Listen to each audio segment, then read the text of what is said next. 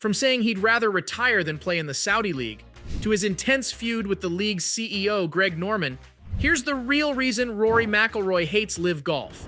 The Irishman's been one of, if not the harshest, critics of the league.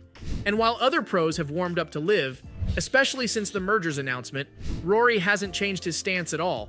In fact, when asked if he'd be open to playing in the league, now that it's under the same umbrella as the tour, Rory said he'd rather retire from the sport. I mean, if that's not an indication of how much this guy hates LIV, then I don't know what is. But there's more to it than just plain hate.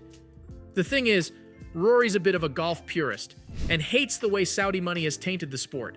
He's won everything there is to win, and has made plenty of money in his career, so it's not like he cares about those big paychecks anyway.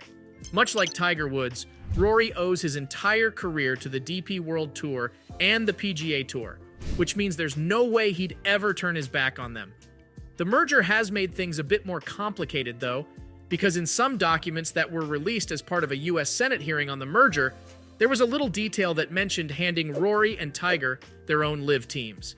And so, when the reporters asked him if he'd be up for running his own franchise, Rory said if LIV Golf was the last place to play golf on Earth, he'd just stop playing. Besides, even when the merger's news was fresh, the Irishman still didn't move away from his stance. Seriously, everyone else was mad at the tour, asking for PGA Commissioner Jay Monahan's resignation. But Rory was different, because even though he said he felt like a sacrificial lamb, he quickly steered the conversation back to LIV, mentioning how he still hated it and how its members shouldn't be allowed back into the tour. That said, a lot of people think Rory's hatred for the league is nothing but an act. Why? Well, because he's a leader on the PGA Tour. The thing is, even if the Irishman didn't actually hate LIV, he'd still have to pretend he does, because if he's not fighting the tour's rivals, then who is? Not only is he a part of the tour's policy board, but he's also considered to be Woods' successor, especially since Tiger's not around much these days. Oh, and then there was the leaked memo from the Senate hearing, which had a whole speech against LIV written for Woods. I mean, if he's getting those directions from the tour, then I'm sure Rory is as well. Plus, he's embraced this role as the leader too, so even without any instructions from the top, I'm sure he's still happy to wave the tour's flag. Sure, the merger is going to make things a lot less complicated in terms of competition, since the PGA won't have to compete with the Saudi PIF's unlimited money anymore. But this feud is more than just that. It's about principles, and at some level, morals too. Rory's all about keeping the spirit of the sport alive, having those special tournaments with 4 rounds, and yeah, having cuts in his events too. LIV is the total opposite of that. You could call it turbo golf. Because not only are the events shorter with only 54 holes, but they also have shotgun starts without any cuts. Oh, and people like Rory and Tiger also hate the music and the concerts, since they think golf's supposed to be a pure gentleman's sport. The Irishman's beef with the league isn't just limited to the difference in belief, though, because these two have a history as well. A LIV Golf document leaked back in 2022 called Project Wedge, and it was basically the league's initial plan to attract new fans and be profitable. Their goals? To sign the best golfers in the world, of course. And while they did manage to nab a significant number of those on the list, including Cameron Smith, Phil Mickelson, and Dustin Johnson, there were a few who refused to join as well. It doesn't take a genius to figure out that both Rory and Tiger were a part of the list, and yeah, they were offered some big money to join the league. In fact, reports say that Rory was offered a $400 million contract, which would have been the biggest LIV contract ever. Well, except the one they offered to Woods anyway. That said, the upstart circuit's pull was much weaker back then, and they couldn't convince a big name like Rory to join.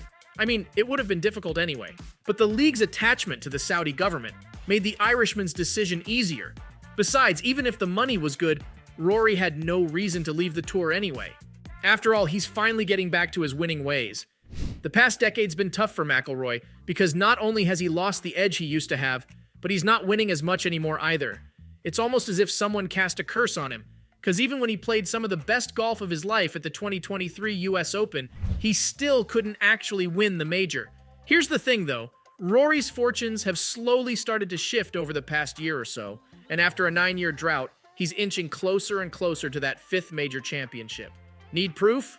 Well, look no further than his performance at the 2023 Scottish Open, since it produced some of the finest final day moments we've ever seen from the Irishman. Heading into the 17th hole, Rory was 1 stroke behind home hero Rob McIntyre. So, He needed 2 birdies on the final 2 holes to win. And guess what? He actually went and did it. The 18th was the special one though, because not only was his drive absolutely perfect, with some even calling it the shot of the year, but the way he made that final putt was vintage Rory. Crumbling under pressure has been one of his biggest weaknesses over the past few years, so to see him make that long putt in windy Scotland was incredible. And now, Rory's the only man in history to win the Open, the Scottish Open, and the Irish Open. But there's a reason why he's performing well now. After all, the LIV drama has finally started to settle. Golf legend Sir Nick Faldo, for instance, says that since Rory doesn't have to go out and fight the league anymore, he can focus on his game. And he's not wrong, is he? Rory stopped appearing in press conferences because he feels much happier when he's not involved in the game's politics.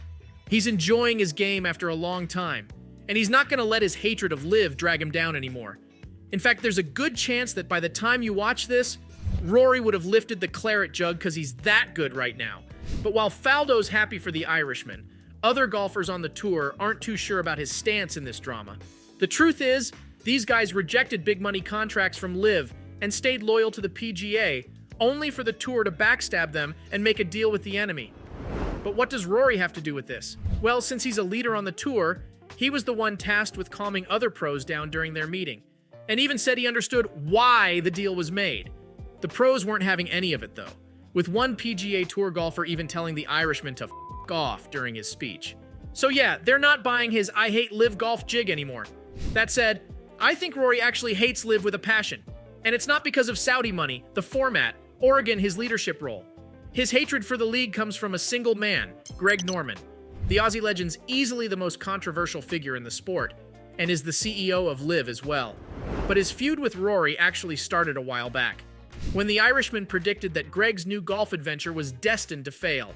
Things went from a 0 to 100 real quick, and the next thing you knew, Greg's on TV saying Rory's been brainwashed by the tour, and Rory's asking Greg to resign from his position for the good of the game.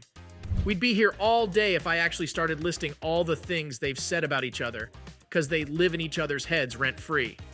When Rory won the 2022 Canadian Open, and surpassed Greg's tally of 20 PGA Tour wins, he said he had extra incentive to win the event because of that number. But here's the real zinger. Apparently the Aussie blocked LIV's attempts to sign McIlroy, and they never made any official offers to him. A league executive also echoed Greg's sentiments, saying LIV would never want that little on their team. I mean, that alone is enough of a reason for Rory to hate Greg's guts. So there you have it. From his intense feud with the league's CEO to saying he'd rather retire than play in the Saudi League, this was the real reason Rory McIlroy hates LIV golf.